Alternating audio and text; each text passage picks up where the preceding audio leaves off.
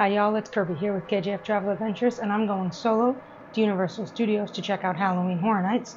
Dana's level of Halloween is Mickey's Not So Scary, which we went to a few weeks ago. So let's go. Going to Universal.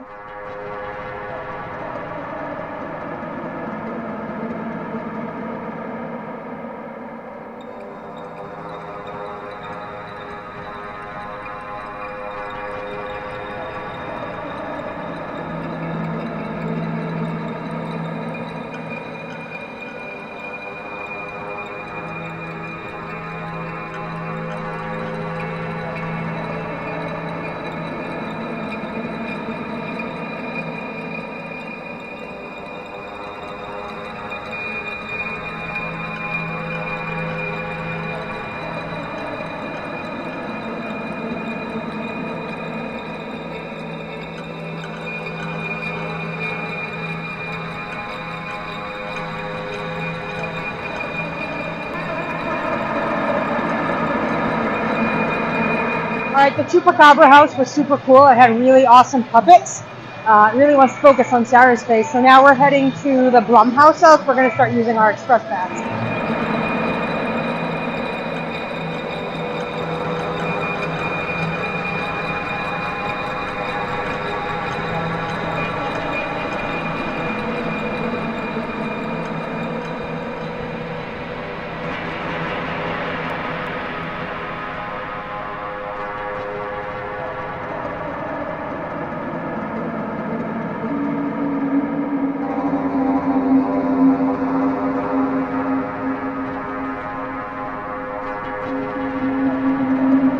Alright, we did 4 houses in about 2 hours, and now it's snack time.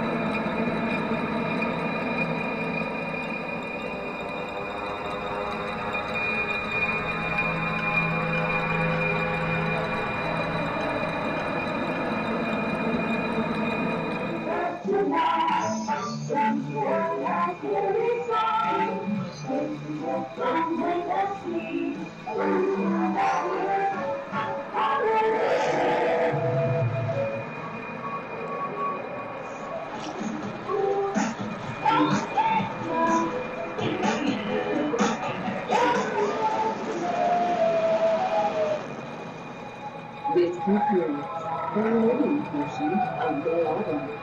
You must now know what to do. Now they can be dead.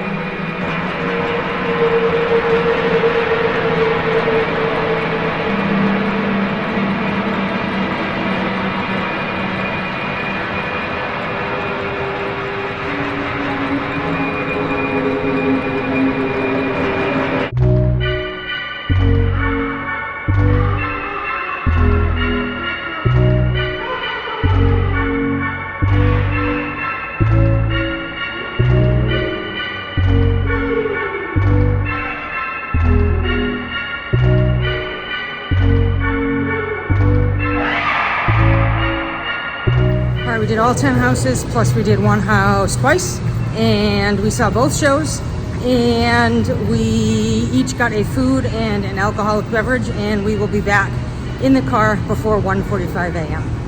That's all I have for tonight. I'll come back tomorrow when I've slept. It was fun. All right, so I'm back from Halloween Horror Nights, and I've had a few hours of sleep. So I'll give you a recap of our night, and I got my notes so we can keep track. So the park officially opens generally at 6:30. Our sort of history from going in past experiences is it opens anywhere from 20 to 30 minutes early. So they opened the gates at 6:10, which is about 20 minutes early. So if you are going, just kind of bear that in mind. The park officially closes during the day at 5 p.m. If you have a park ticket and you're in the park already, there are what they call stay and scream zones where you don't have to leave the park. You can wait in the park, which is an advantage because you usually get in the lines for the first couple houses you want to do before the general public gets in at 6:30. So that's a bonus if you have a day ticket for the park. So let's talk about the houses. My favorite house was Dead Man's Pier, Winter's Wake. So that was like a New England fishing village theme. That was the best themed house, the best scares, the decorations, the costumes, best. Second favorite, oddly enough, was the Weekend house. I don't know how the Weekend or why the Weekend is scary, but it was fun. It was well designed. So Dead Man's Wake, the Weekend, and Halloween always had the longest waits throughout the night. The one that we did twice was Fiesta de Chupacabras. Yeah, still didn't get a lot of sleep. So we went normally. We buy express passes. In my opinion, the only way to do everything at Halloween Horror Nights and only go one night is to do express passes or buy a RIP tour. So that's costly. So if you have the luxury of the finances of being able to do that, I would recommend the express passes. We saw wait times of 70 minutes, 90 minutes, 60 minutes, 45 minutes throughout the night. You cannot get all 10 houses done, plus see both shows, plus have any food or drink if you don't buy the express pass or a tour. It's a fact. They do sell multi-night tickets. You can get a Rush of Fear or a Frequent Fear pass and go multiple nights and do a couple houses a night. That's another way to see it. So we had the express passes. We did the Fiesta de Chupacabras. Still not saying it right. First before, without using our express pass. And it should have been about a 15-minute wait, but the heavens opened and it downpoured, and we're pretty sure the building had lost power for a minute because we just stopped moving, and then we started going back in. So then we did other houses in between using our express pass. Got all the houses done by about 11:45 with a stop for food. So I got a corn dog, but a churro corn dog.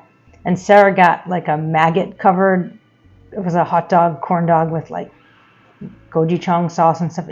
And then we both got a drink. So we got all of that done by before midnight. And then we saw the midnight ghoulish water projection show and the 12:30 acrobat magic stunt fire show. And then we walked through all the scare zones. So I love Halloween Horror Nights. This is, we think it's our 12th year going. It's fun. It's not so scary for me, but I really enjoy the background theatrics and the building of the houses, and that sort of execution is really cool. So what did we talk about? Other houses. Spirits of the Coven was themed like a haunted speakeasy, which was pretty cool. Universal, Monsters Legends Collide is obviously the Universal Monsters. And the last scene of that house, there's a different sort of winner. So you might get a different monster at the end of that house, depending on each time you go through. Bugs Eaten Alive was just gross and weird. Not so much scary. And then Horrors of Blumhouse is actually sort of two houses in one. You walk through the first one themed after Freaky, and then you walk through the second one, which is the newest movie of theirs, The Black Phone, that just came out. I talked about the Halloween house. I don't think Michael Myers and the stabby is scary. but it was a cool house. Descendants of Destruction was like a toxic New York City subway, abandoned, and Hellblock Horror was like a creepy jailhouse. And I think that is all of them. So we had a great time. The one not great executed thing, I think, is I had to look up what every scare zone was supposed to be. So we walked through them. Other than the graveyard one, I had no idea what the scare zone's theming was supposed to be. So, I mean, they were cool and scary and the designs were cool, but I couldn't figure out like the theme of each specific one until I looked up the actual description, which that's another point. This year, Universal went paperless for the maps. You have to use the Universal app for the map, which I didn't love. It was hard to just look at the map of Halloween Horror Nights and see where everything was. So I'm all for saving the environment, and I do like that they went paperless, but they need just a map. They need just a map of everything, like a PDF of how the map used to look when it was a paper map, and then all the wait times can go in the app like normal. I just struggled with finding just an overview map of the park. So that's it. We had a great time. We'll go back next year most likely. I love Universal Halloween Horror Nights. So that's all I got. I'm Kirby from KJF Travel Adventures. Make sure you subscribe to the channel so you get notified when all new videos drop. Bye.